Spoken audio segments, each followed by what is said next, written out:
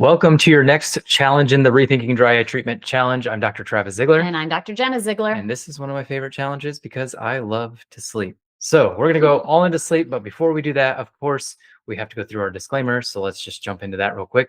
We are just entertainers on the internet. Do not listen to anything we say. Everything we're educating you on is just for educational purposes only. It is not meant to diagnose any conditions or anything like that. Always listen to your doctor. Let's go. All right, so we're going to talk about sleep today. So sleep is one of the most important lifestyle modifications you can make because it's one of the best ways for your body to restore and heal itself from all of the damage that you put it throughout the day, whether you know you're doing it or not. You know, sleep is the time for your body to recover from constant toxic exposure that's around you.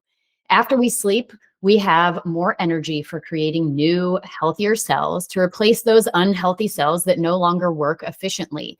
So what you want to do is try to get at least 7 hours. 8 hours is ideal. Yeah, it's ideal for most people. Everyone is a little bit different on their sleep needs. So you do need to listen to your body. If you're feeling like you need more sleep, that probably means that you need more sleep. Like 10 hours last night. Yeah. Now, sleep may also help restore the tear layer and repair the surface of your eyes. And honestly, most people don't prioritize sleep like they should. They, stay up late watching TV or playing on your smartphone. And we're going to talk a little bit about some things that you can do, some easy changes that you can make so that you make sleep easier for you. I guess what is more important, liking that Facebook post, or what is more important, that or sleep? Yeah, but it can suck you in, right? I guess so. But yeah, that's the point. Yeah. And we're going to get into that haul in just a little bit. So sleep, let's go over some sleep benefits. Getting sufficient sleep, again, 7 to 8 hours, has many benefits, which include you get sick less often, you have less brain fog, you think more clearly, you have a greater ability to focus and concentrate. You're going to be in a better mood. You're going to have better willpower to make better decisions, like that late night snack that you just want. Don't eat it. And you'll have better willpower if you have more sleep. Yeah. Weight loss and maintaining a healthy weight, it's huge that you sleep enough for that. And then lowering your risk for serious health problems such as diabetes, heart disease, and dry eye, allow your body to repair. So better memory, and it helps you reduce stress. So why wouldn't you prioritize sleep is the question. Yeah, well, it's not easy for a lot of people. So here are a few tips on getting better sleep. And we love sleep, so I've got a lot of them for you. So just bear with me. Now, we're going to break all these down, and your challenge of the week is going to kind of sum all this up into one nice little package. So the first thing you can do is it actually starts in the morning. So getting 10 to 30 minutes of sunlight in the morning is incredibly important for you. And we'll get into a little more about that later. Turning off your electronics. Those are your TVs, your phones, your computers at least 2 hours before bed. If not, an hour before bed is even better, because after the sun goes down, blue light is naturally reduced in your life, which causes an increase in melatonin production. And melatonin is your sleep hormone. So all our screens emit blue light, and therefore they prevent that production from occurring. So turning off your devices could help you to fall asleep faster and sleep more easily. Now, you can wear blue light blocking glasses like these. These are 95% blue blockers. That's why they have that kind of orange tint. They basically, they do a similar thing to turning off your devices. But in my opinion, I would rather turn off my device than look a little goofy. But that's up to you. I don't look goofy. I look great. Yeah. So get into your bed at the same time every night. So this goes into just some sleep hygiene in general is just, keep the same. If you keep the same schedule, you're more likely to get better sleep, fall asleep easier, get up at the same time. You just train your body because your body has that natural circadian rhythm. And at night, we read a paper book. We don't touch our phones. My phone is in my office, which is right here where you guys are in it right now. And it is way far away from our bedroom. My office is in downstairs. Our bedroom is upstairs. My phone is nowhere near me. Her phone is in the bathroom, and that's about 30 feet from our bed. So get the phone away from and plug it in. We plug it in. I plug mine in at 4 o'clock. She has a little more trouble doing that, but she's trying to do it. I commend her for her effort. But now, since we are talking about dry eyes with this whole challenge, you want to make sure that you're turning any fans and vents away from you. A fan that is above your head is probably one of the worst things that you can do for your eyes at night. So make sure that that's turned off, because the constant breeze from these will contribute to the dryness of your eyes, and you'll likely wake up and you won't be able to open your eyes. Now, there's a lot of people that will say like their husbands or their spouse needs a fan blowing on them at all times. There are solutions around that. We used to have a ChiliPad in our bed. A ChiliPad is this device that pumps water on the surface level of your mattress pad, and you can control the exact temperature that you want. Yep. So that is an option for you and your spouse to have. So you can have different sleeping temperatures without a fan in place. You can also get something called a BedJet. We love our BedJet. A BedJet is literally a fan that is in your blanket with you. And so if you have a spouse that wants a fan on them at all times, you can get a BedJet and actually just put it on their side. And so then in the summer, I have the BedJet on me and it's set to just fan mode, and it just blows on me and doesn't blow on her.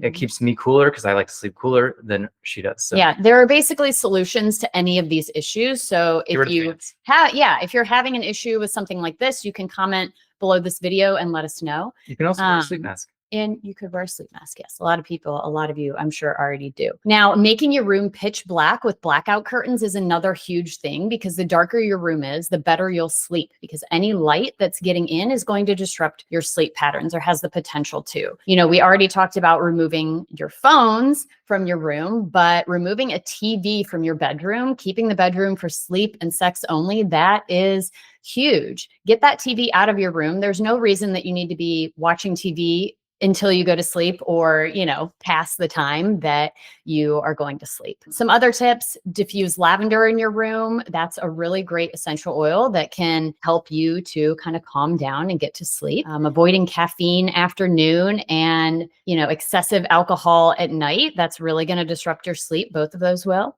And then moving your body during the day. We prefer to exercise in the morning.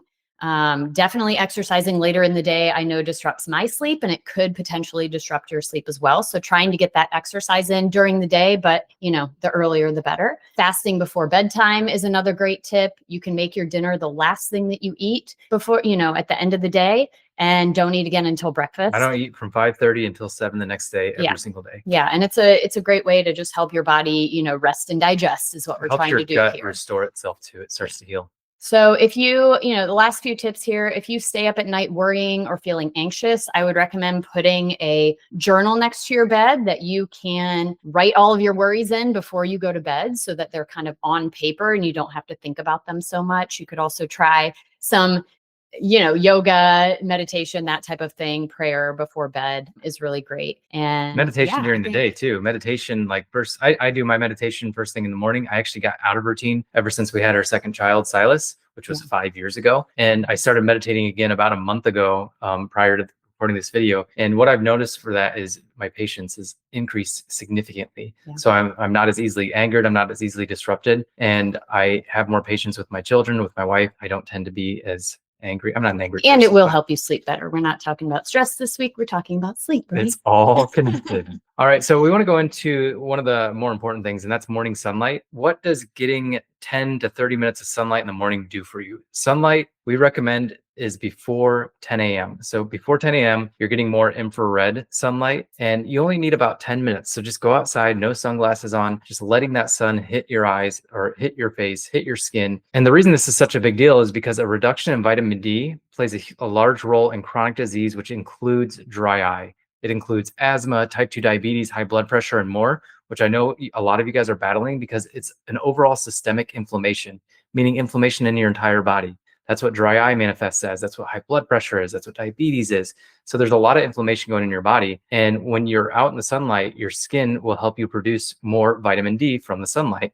And this will help reduce the risk for all these diseases. Another reason we love morning sunlight is it increases your feel-good hormone, which is serotonin. Your body converts the serotonin into melatonin later in the day. And melatonin, of course, when it's increased, it helps you go to sleep. Melatonin is it starts to increase when the sun goes down. Now, the problem we have is phones, TVs, and all this blue light that we have. Blue light inhibits that melatonin production, and therefore it actually prevents us from getting into the deeper sleep, the REM sleep that's really repairing.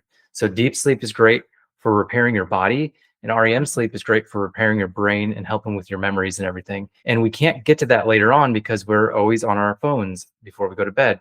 And so it inhibits that melatonin production, which is then going to make you sleep worse, and it's just going to be sucky sleep anyway. How many times have you been on your phone before you go to bed and then you feel like you didn't even sleep that night? And so put the phones away. That's what we're trying to get at. Yeah. So just to recap some of the numerous benefits of sunlight in the morning, it increases your melatonin at night and regulates your circadian rhythm, which is helps with your sleep cycle, right? It increases your vitamin D production, which is great for so many things in your body. It may reduce the risk of cancer, reduce the risk of major chronic diseases, positively affects your endocrine and hormone levels, and improves your mood and feelings of well-being overall. All right, so your challenge of the week, we're going to keep it simple. So you learned all this information. Your challenge of the week is to turn off all your electronics 1 hour before bed. That's it. Turn off your phone, turn off the TV, get the TV out of your bedroom. Again, the bedroom is for sleep and sex only. When you just limit it to those things, and you can read a book there, but not on your phone, and no TV because that blue light inhibits your sleep. So 1 hour before bed, turn off your phone, turn off all your devices, and then commit to a sleep schedule. We get into bed by 9 p.m. every day, and we're usually asleep by 9:30, and then we wake up at 5:30 pretty much every single day. So sleep schedule, commit to it, turn off all electronics an hour before bed.